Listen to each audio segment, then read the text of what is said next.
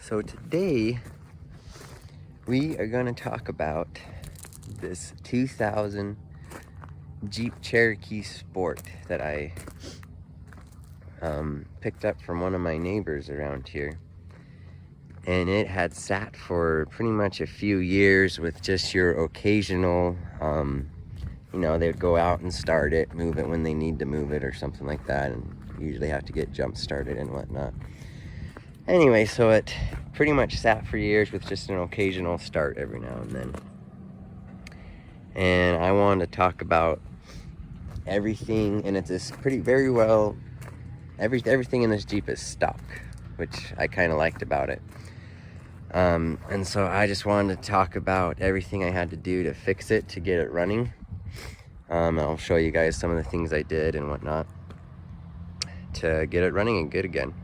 And again, it's not I didn't make any like improvements on it or upgrades to it. Everything I replaced on it was just a stock replacement.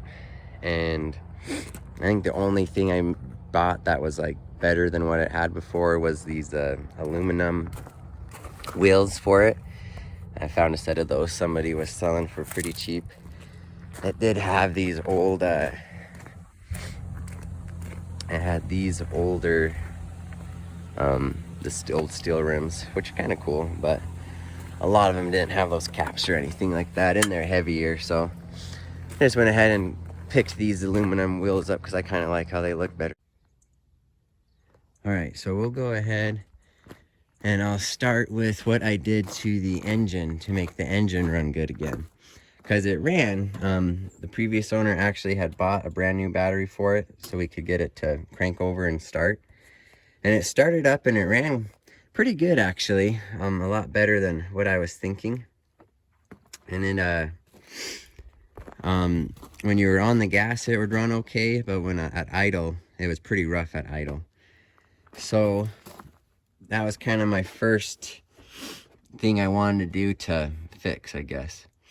So what I did for that was I started with a general tune-up to see how that would help it. So I changed the oil. Not that that would help it idle any better, but I changed the oil in it.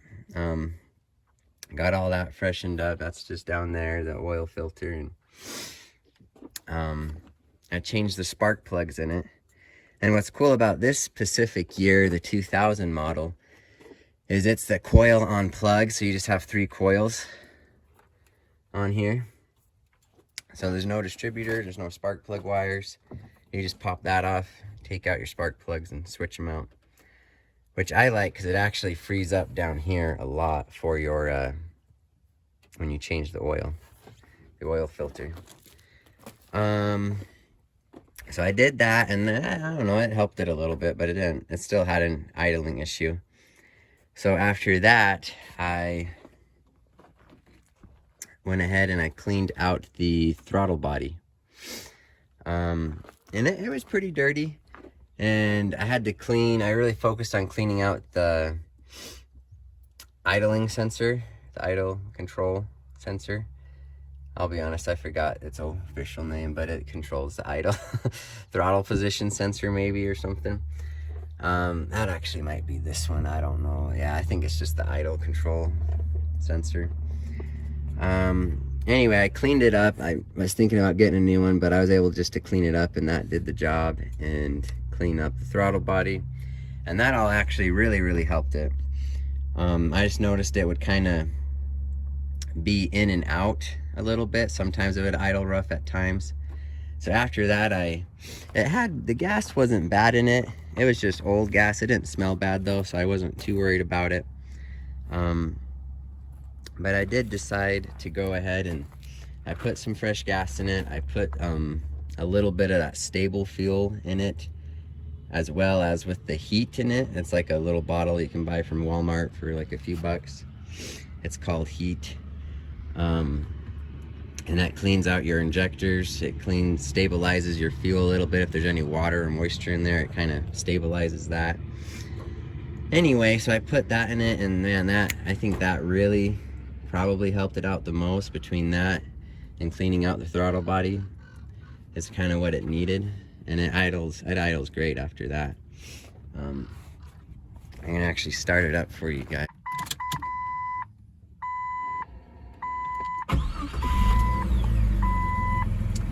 Check engine light's still on. I need to plug that in. I think it's gonna tell me some sensor's bad or something like that. But anyway, I did. So she, yeah, you can tell she runs good, idles good now. I did have to clean up the inside. You know, it was just dirty and stuff from sitting and dusty and whatever. Here's the back. The back is all right. This back seat's actually hardly been used, but no spare tire. The mount's there, you just need a little screw for that. Fun little guy. But yeah, as you can see, she runs good. Runs really good, actually. Mechanically very sound. Didn't have to do a whole lot to get it to do that, I think. So now let's move on to kind of suspension and steering and other framework things. So I did have to put new shocks on it. Old shocks were shot. So I went ahead and put just new stock replacement type of shocks on it. There was this is kind of the biggest bummer for me. There was a rust hole in the passenger side I had to fix. I just patched it. So it's not the prettiest job in the world, but it does the job. So just a patch job, I guess. And then when I drove it, whenever I went above 50 miles per hour, it has what a lot of people will call death wobble, which isn't super fun. I did have to get some new, these aren't new tires, but they're used, but they're good tires I picked up from some guy. Anyway, it did have a wobble, so I went ahead and I was kind of, these joints, like the track bar, the tie rod ends, the steering suppressor was shot, all those, anything related to that was just shot. So I went ahead and replaced all of them, and that fixed that issue, which was great. Really great. So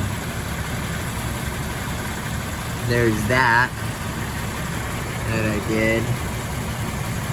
And then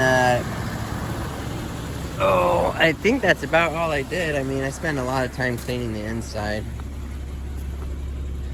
It had good brakes on it, which was nice. It actually looked like someone had maybe just replaced them and then they just parked it for a few years. So I mean, could you do, and so that was pretty much the bare minimum, I guess, work you'd call it, to get it to run good, to drive good. I mean, you could start using this thing as a daily driver as it is right now. Yes, you can always find little things to do to it, and make it a little better, like the windshield washer, little motor, that thing's out. You could replace that motor. You could put some new lug nuts on it. I mean, the front two seats they're functional and they're okay, but they're kind of just wore out. You could replace those. And I mean, if I was going to use this as a daily driver or commuter or some kind of adventuring car of any sort, I would put a little 3-inch lift kit on it. Gosh, I don't know. Maybe it's just me, but I think these things just do not ride good until you put until you basically beef up the springs. That's the issue. I mean, I put new shocks on it and it still just doesn't, you still just feel like something's always wrong with it, but you put some tougher springs on it and it rides like a dreamboat. So anyway, I'm trying to think if I'm missing anything here. I don't think I am. Oh, new air filter. Put a new air filter in it. I mean, you could still, I did change out the transmission fluid. I just drained it, put new fluid in. I think, you know, if you're really going to start using this thing, you'd go ahead and replace the filter and do that job.